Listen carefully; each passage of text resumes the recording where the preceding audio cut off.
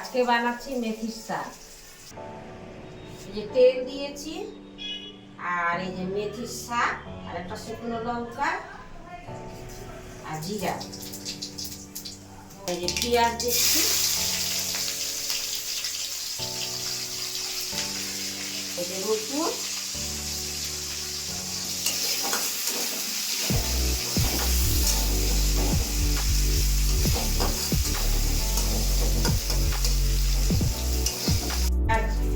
লাল হয়ে গেল, পেঁয়াজ জিরা আর শুকনো লঙ্কা আর রসুন ছেড়ে দিয়েছি।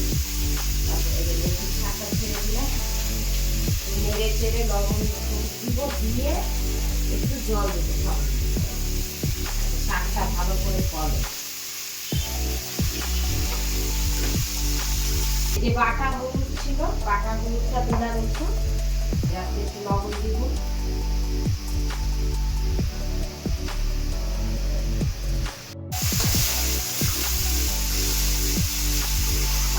সামান্য একটু জল দিচ্ছি, জলটা দিলে শাকটা একটু গলে ভালো, খেতেও টেস্ট লাগে। গ্যাসটা একটু কম করে দিব, কম আঁচে শাকটা ভালো গলে। ফুল গাছে করলে শাকটা গলে না, একটু কম করে দিলাম।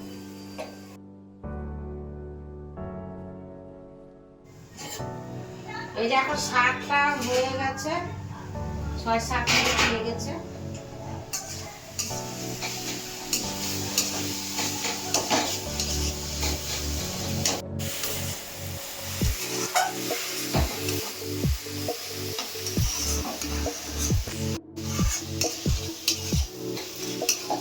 এখন মেথির শাকটা হয়ে গেছে, এখন নামিয়ে দিই।